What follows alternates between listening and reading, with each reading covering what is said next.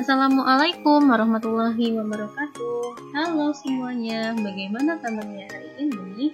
Semoga kalian tetap semangat dan bahagia. Oke, pada pertemuan kali ini kita akan membahas mengenai materi kita kelas 4, tema 1, subtema 1, yaitu tentang sifat-sifat bunyi. Yuk kita mulai belajarnya.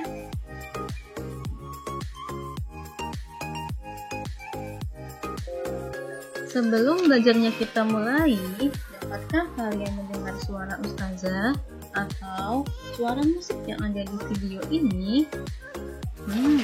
Bagus sekali. Nah, tahukah kalian mengapa kalian dapat mendengar suara ustazah atau suara musik ini? Ya, betul sekali. Karena kita memiliki telinga. Selain itu, kita bisa mendengar karena Allah memberi kita organ pendengaran dan ada benda yang bergetar. Segala macam bunyi berasal dari benda yang bergetar dan tersebut menghasilkan gelombang bunyi di udara sehingga sampailah ke telinga kita. Oleh karena itulah kita bisa mendengar suara atau bunyi di sekitar kita.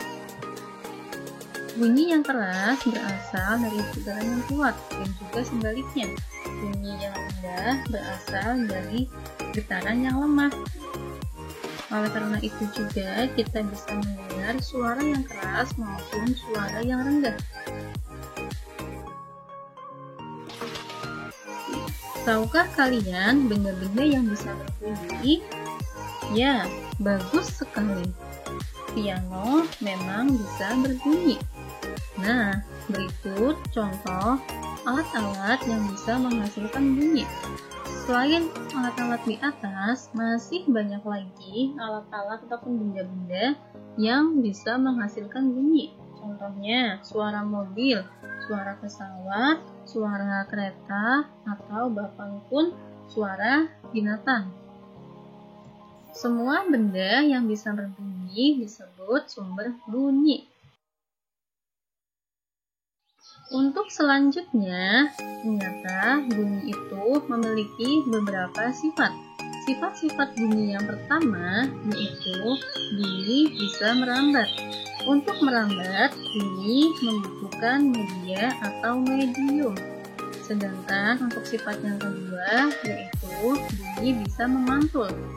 Bunyi bisa memantul jika bunyi mengenai benda-benda keras di sekelilingnya, seperti dinding, goa, batu, dan sebagainya.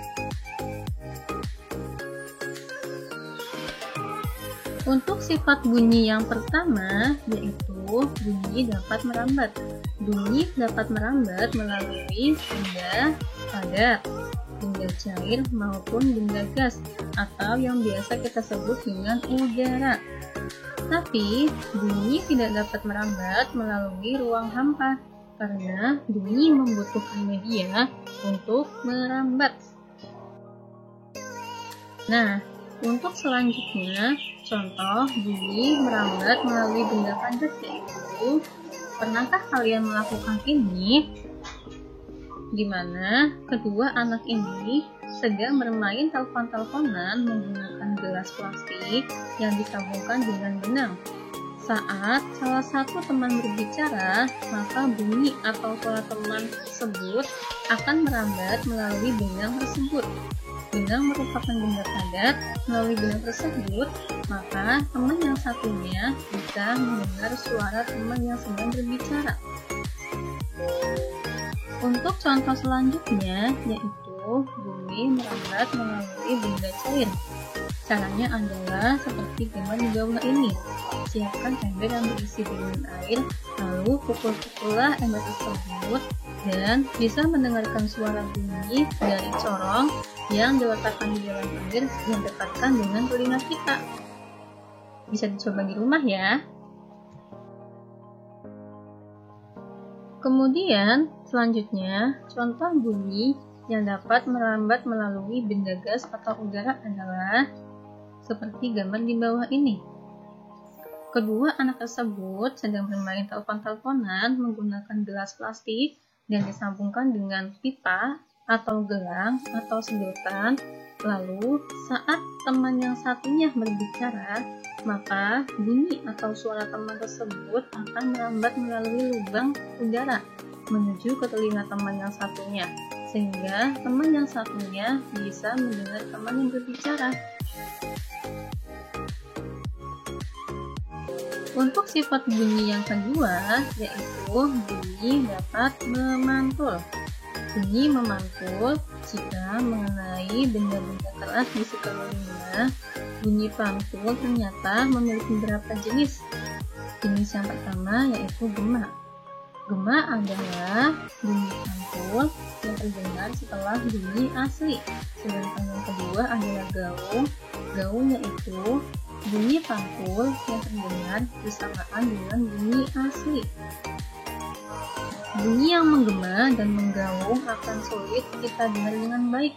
Oleh karena itu, untuk mengurangi gema dan gaung, biasanya di bioskop maupun studio rekaman sering diberi dengan penyerap bunyi atau benda yang berbahan lunak, contohnya karpet, busa, gabus, dan sebagainya. Alhamdulillah. Akhirnya kita telah selesai belajar bersama tentang sifat-sifat bunyi. Bagaimana? Apakah kalian sudah mengerti? Oke, sampai jumpa di pertemuan selanjutnya. Wassalamualaikum warahmatullahi wabarakatuh.